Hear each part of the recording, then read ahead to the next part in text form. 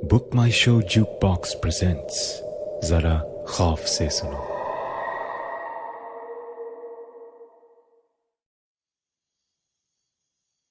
मैंने कितनी बार मम्मा को कहा रात को मेरे रूम की लाइट ऑन छोड़ दिया करे, लेकिन वो मेरी बात मानती ही नहीं। रोज रात को मेरे रूम में ना वो आ जाता है। मुझे नहीं पता उसे क्या कहते हैं, वो कौन है, लेकिन आई नो वो ना मेरे रूम के फ्लोर में से निकल के आता है। समटाइम्स वो वहीं बैठा रहता है, लेकिन पता नहीं क्यों वो किसी और को नहीं दिखाई देता, सिर्फ मुझे दिखाई देता है। बहुत स्कैरी है वो, ब्लैक कलर का। मैं रिया की माँ हूँ। मैंने सारी कोशिशें कर ली रिया को समझाने की कि ये मॉन्स्टर्स कुछ नहीं है, उसके दिमाग का वहम है, उसके अपने मन का डर, लेकिन उसकी समझ में ही नहीं आती।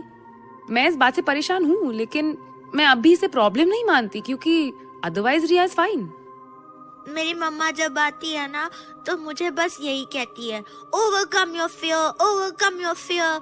अपने मन से डर निकाल दो। अगर तुम उस पर हंसोगे जो तुम्हें डरा रहा है तो वो डराना छोड़ देगा, चला जाएगा, गायब हो जाएगा। लेकिन मैंने ये सब ट्राई किया है, फिर भी he is there every night. मुझे नहीं पता अब मुझे क्या करना चाहिए। करण, लिसन, 2 दिन ना तुम इन बच्चों के साथ या उनके मम्मी डैडी के साथ मिलकर बिताओगे ना तो बाकी हफ्ते भर छुट्टी लेकर घर पर ही पड़े रहोगे। सो मुझ पर हंसने की जरूरत नहीं है। Do you know about this? Riya मेरे क्लास में है और रोज क्लास में वो सोती है क्योंकि रात को उसे घर पर अपने रूम में मॉन्स्टर दिखता है और नेचुरली डर के मारे वो सो नहीं पाती। मैंने उसकी मदर को बुलाया तो उसने भी आकर मुझे सुना दिया कि अब वो क्या कर सकती है। वर्किंग मदर है ना, वो हर तरह से अपनी बेटी को समझा चुकी है, लेकिन उसकी बेटी की इमेजिनेशन ही इतनी स्ट्रॉन्ग है। एक्चुअली करण, मुझे समझ नहीं आता कि ये सब क्या उन बच्चों का अपना डर है या उनके पेरेंट्स की इनसिक्योरिटीज और फ्रस्ट्रेशंस का मैनिफेस्टेशन, या फिर इमेजिनेशन किसी की इतनी पावरफुल हो सकती है। यार देख समीरा, तू ना अपने शौक के लिए ये टीचर का जॉब कर रही है ना, करियर बनाने के लिए नहीं। तो प्लीज अपने स्टूडेंट्स की या उनके माँ बाप की लाइफ में ना इतना इन्वॉल्व मत हो यार, जरूरत नहीं है। हाँ करण, ओके, मेरे हस्बैंड ने तो बात सही की, लेकिन नेक्स्ट डे जब मैं स्कूल पहुंची तो अगेन रिया अपना सर टेबल पर रख के सो रही थी। मैं उसके पास गई और उसे उठाने ही वाली थी जब मैंने उसके पैर नोटिस किए। दोनों पैरों पर अजीब से निशान हुए हुए थे, जैसे किसी ने बड़ी जोर से स्क्रैच किया हो। देखकर एक क्षण के लिए मैं ही सहम गई। Poor child. मैंने रिया को आवाज दी और उसने बस अपना सर मोड़कर मेरी तरफ किया।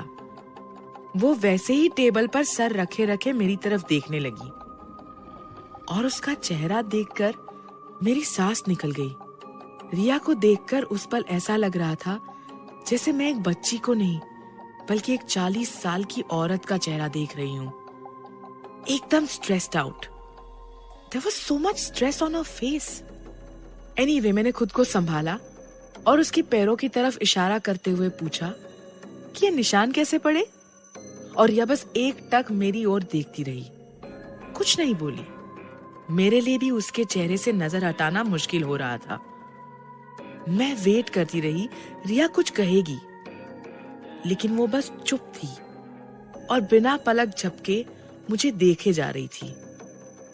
उसकी आंखों में जो दर्द भरा था वो मुझसे बर्दाश्त नहीं हो रहा था और किसी तरह मैंने उसके चेहरे से अपनी नजर हटाई और उसके पैरों के निशान की तरफ दोबारा देखा। हिम्मत करके मैंने उसकी चोट को सहलाने के लिए हाथ आगे बढ़ाया और जैसे ही मेरी उंगलियों ने उसके घाव को छुआ कि मैं चौंकी और अपनी उंगलियों को इंस्टिंक्टिवली फूंक मारने लग गई। जब उससे भी आराम ना मिला तो मुंह में दबा ली।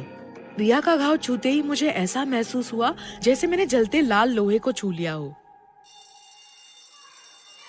स्कूल खत्म होने के बाद मैं स्टाफ रूम से अपना बैग लेकर निकल रही थी तो मैंने नोटिस किया कि रिया बाहर स्कूल की लॉबी में अकेली बैठी है।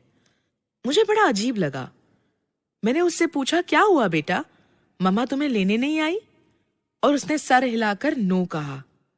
स्ट्रेंज, ऐसा पहले तो कभी नहीं हुआ। मैंने रिया की मदर को फोन लगाया।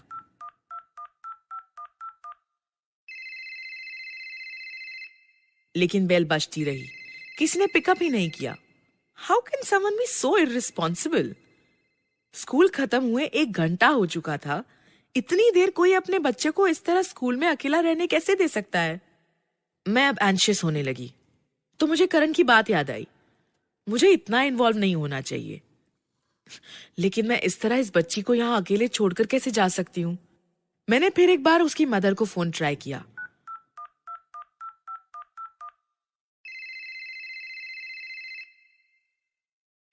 और जब अब भी कोई जवाब नहीं मिला तो मैंने डिसाइड किया कि मैं रिया को उसके घर छोड़ दूंगी। वैसे तो स्कूल का प्यून या आया ये काम कर ही देते, लेकिन मेरी भी तो कोई रिस्पॉन्सिबिलिटी है अपने स्टूडेंट्स की ओर। मैं इसकी माँ जैसे इररिस्पॉन्सिबल औरत नहीं हूँ। मैंने स्कूल के ऑफिस से रिया का एड्रेस लिया और मैं रिया को लेकर स्कूल से निकली। रास्ते में रिया बिल्कुल सहमी हुई सी बैठी रही, मुझसे चिपक कर, और रह रहकर वो अपने पीछे देखे और उसके चेहरे पर एक डर सा बढ़ता जाए। मैंने पूछा कि पीछे क्यों देख रही हो रिया बार बार? और वो बस एक ही बात करती रही, वो आ जाएगा टीचर, वो आ जाएगा। तो कोई नहीं आएगा बेटा, ट्रस्ट मी, मैं हूं ना तुम्हारे साथ। तुम पीछे देखो ही मत, कोई नहीं है और कोई नहीं आ रहा है। हम रिया के बिल्डिंग पहुंचे और सीधे 3rd फ्लोर के फ्लैट 309 की मैंने बेल बजाई। काफी बार बेल बजाने के बाद किसी ने दरवाजा खोला, लेकिन मुझे कोई नजर नहीं आया। और जैसे ही मैं उस हाफ ओपन डोर से अंदर की तरफ झांकने लगी तो रिया की माँ दरवाजे के पीछे से अपीयर हुई। वो खुद ही इतनी डरावनी लग रही थी। उसके बाल उलझे हुए, खुले हुए, कपड़े जैसे 2 दिन से बदले ना हो। और उसने रिया को देखकर कहा, इसे यहाँ क्यों ले आई? रिया को यहाँ क्यों ले आई तुम? मैंने जरा ताकत लगाकर दरवाजा पूरी तरह खोला और रिया को लेकर अंदर बढ़ी। रिया की माँ ने फौरन दरवाजा बंद कर दिया और वो इधर उधर देखने लगी। She was behaving very strange. घर के अंदर जब मैंने अपने चारों ओर देखा, घर बहुत ही गंदा हुआ था, जैसे ना जाने महीनों से साफ ना किया गया हो। सारी खिड़कियां बंद थी एंड बहुत ही डिप्रेसिव माहौल हो रहा था। रिया एक कोने में जाकर बैठ गई। ना रिया ने अपनी माँ से कुछ कहा, ना ही माँ ने रिया से। मुझसे तो उस कमरे का माहौल ही बर्दाश्त नहीं हो रहा था, सो मैंने आगे बढ़कर विंडोज खोल दी। कुछ फ्रेश हवा अंदर आई, लेकिन कुछ सेकंड्स के बाद मुझे फिर से अजीब सी घुटन महसूस होने लगी। मेरी समझ में नहीं आ रहा था कि मैं क्या करूं। मैंने रिया की ओर देखा और पूछा, रिया, रिया तुम्हें भूख लग रही है? प्यास लग रही है? मैं देखूं फ्रिज में? ऑब्वियसली रिया की मदर कुछ भी करने के हाल में ही नहीं दिख रही थी। फॉर अ मोमेंट मैंने सोचा I should call a doctor, लेकिन पहले मैं अंदर गई किचन में और फ्रिज खोला। मेरी चीख निकल गई। फ्रिज के अंदर न जाने कितने दिन या महीनों पुराना खाने का सामान रखा हुआ था। उसमें से बदबू भी आ रही थी और कुछ स्टफ पर तो कीड़े चलते हुए दिख रहे थे। मैंने फ्रिज को अंदर से छू कर देखा तो फ्रिज ऑन ही नहीं था। क्या हो रहा था इस घर में? ऐसा कैसे रह सकता है कोई? मिसेस श्रीवास्तव, ये क्या हाल बना रखा है आपने अपने घर का? ऐसे माहौल में आप अपनी बेटी को कैसे रहने दे सकती हैं? This is not done. ये कहते हुए मैं बाहर हॉल में आई तो रिया की मदर को देखकर रुक गई। वो मेरे सामने आकर खड़ी हो गई थी और मुझे गुस्से से घूर रही थी। धीरे धीरे मुझे घूरते हुए उसकी सांसें तेज होने लगी और वो जोर जोर से सांसें लेने लगी और फिर अचानक चिल्लाई, निकल जा मेरे घर से, जा। मेरी बीवी और बच्ची को छोड़कर अभी चली जा तू, जा, वरना। और मैं डरकर वहां से एकदम दरवाजे की तरफ भागी, लेकिन जैसे दरवाजा खोलने लगी तो रिया ने मेरा हाथ पकड़ लिया। मुझे छोड़कर मत जाइए टीचर, मुझे अकेले छोड़कर प्लीज मत जाइए। जाने दे उसे रिया। मुझे समझ नहीं आ रहा था कि ये क्या हो रहा है मेरे साथ। मैंने डर कर रिया का हाथ छुड़ाया और दरवाजा खोलकर मैं तेजी से नीचे पहुंची। बिल्डिंग के बाहर निकली और अपनी गाड़ी में बैठकर वहां से जितनी दूर जा सकती थी ड्राइव करके पहुंच गई। और जब लगा कि काफी दूर आ चुकी हूँ तो गाड़ी साइड में पार्क की और फिर जोर जोर से रोने लगी। I just broke down.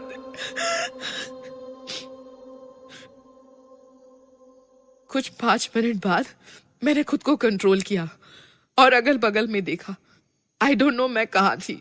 मैंने करण को फोन लगाया और उससे बस इतना कहा, Karan come and get me please. पूरा 1 महीना समीरा हॉस्पिटल में थी। इतना बुरा नर्वस ब्रेकडाउन था उसका कि she had to be kept under observation for a whole month. और पूरे महीने वो चुप रही। मुझे गुस्सा ये आ रहा था कि मैं ये तक नहीं जानता था कि समीरा का ये हाल हुआ क्यों। उसके स्कूल में भी पूछा तो किसी को कुछ पता नहीं था। जब फाइनली समीरा हॉस्पिटल से डिस्चार्ज होकर घर आई तब उसने मुझे पूरा किस्सा बताया। करण, मैं अब भी वो सब दिमाग से भुला नहीं पा रही हूँ। I understand love. Look, I am sorry but मुझे उस बच्ची के पेरेंट्स से मिलना है। नहीं Karan, please just help me forget it all. हो सके तो कुछ दिन छुट्टी ले लो ना ऑफिस से, कहीं हॉलिडे पे चलते हैं, कोई nice pretty quite place. Sure love, जरूर। मैं आज ही ऑफिस में इन्फॉर्म कर देता हूँ, हम कल निकल जाएंगे। लेकिन जाने से पहले मुझसे रहा नहीं गया। मेरे अंदर बहुत गुस्सा भरा था। जिन लोगों की वजह से मेरी समीरा का ये हाल हुआ है, मैं उनसे एक बार मिलकर कम से कम अपनी मन की भड़ास तो निकाल लूं। सो स्कूल से रिया का एड्रेस लेकर मैं उसके घर पहुंचा। मैं 3rd फ्लोर के फ्लैट नंबर 309 की बेल बजाए जा रहा था जब बगल के फ्लैट का दरवाजा खुला और एक अंकल ने झांक कर मुझसे पूछा, किससे मिलना चाहते हो तुम? अंकल जी, ये यहाँ रिया रहती है, मैं उसके पेरेंट्स से मिलना चाह रहा था, मिस्टर एंड मिसेस श्रीवास्तव। तुम उनके रिश्तेदार हो? नहीं, मेरी वाइफ उन्हें जानती है। तो तुम्हें पता नहीं? क्या अंकल जी? बेटा, यहाँ कोई नहीं है, वो तीनों जन मर चुके हैं। व्हाट? कब? कैसे? अंकल जी से जो सुना वो सुनकर मेरे होश उड़ गए। सर्टेनली हम एक अजीब सी दुनिया में रहते हैं। यहाँ नॉर्मल, पैरानॉर्मल सब एक साथ हमारे चारों तरफ एग्जिस्ट करता है। यकीन करो ना करो तुम्हारी मर्जी, वरना जो अंकल जी ने मुझे बताया उसे और किस तरह एक्सप्लेन किया जा सकता है। रिया के फादर मिस्टर श्रीवास्तव की डेथ एक एक्सीडेंट में कई साल पहले हो चुकी थी। एक्चुअली ये भी कहना मुश्किल है कि वो एक्सीडेंट ही था या मर्डर। मिस्टर श्रीवास्तव अपनी बैल्कनी से नीचे गिर गए थे। नेबर्स का कहना है कि हस्बैंड वाइफ में आए दिन लड़ाई झगड़ा होता रहता था। मिस्टर श्रीवास्तव कुछ काम नहीं करते थे और ऐसे में मिसेस श्रीवास्तव बच्चा पैदा करना नहीं चाहती थी। लेकिन मिस्टर श्रीवास्तव ने अपनी जिद पूरी की। रिया पैदा हुई और मिस्टर श्रीवास्तव अपनी बेटी से बहुत प्यार भी करते थे। उसके बाद मिसेस श्रीवास्तव ने नौकरी ज्वाइन की और वही घर भी चलाती थी। लेकिन नेचुरली उनकी फ्रस्ट्रेशंस बढ़ती रहीं और फिर एक दिन मिस्टर श्रीवास्तव बिल्डिंग कंपाउंड में नीचे डेड पड़े मिले। उसके बाद अक्सर उनके घर से स्ट्रेंज आवाजें आती थी। फिर धीरे धीरे मिसेस श्रीवास्तव ने ऑफिस जाना भी छोड़ दिया। वो घर से बस स्कूल के लिए निकलती थी, रिया को ड्रॉप करने और पिकअप करने के लिए। बिल्डिंग में भी किसी से बात नहीं करती थी वो, और ना ही रिया को किसी और बच्चे के साथ खेलने देती थी। रिया भी खुद बहुत डरी डरी सी रहती थी हर पल। बस फिर एक दिन, कुछ शायद 15-20 दिन पहले की बात होगी, उनके फ्लैट में से बड़ी बदबू आने लगी तो पुलिस को बुलाकर घर का दरवाजा तोड़ा गया। तो अंदर दोनों माँ बेटी की डेड बॉडीज पड़ी थी। दोनों की बॉडीज पर मारने का कोई निशान नहीं था। बिल्डिंग वालों का यह मानना है कि रिया के पापा मिस्टर श्रीवास्तव का भूत दरअसल यहीं रह रहा था और वो अपनी बच्ची को अपने साथ ले जाना चाहता था। सो फाइनली वो उसे ले गया और अपना बदला चुकाने के लिए अपनी वाइफ को भी उसने मार दिया।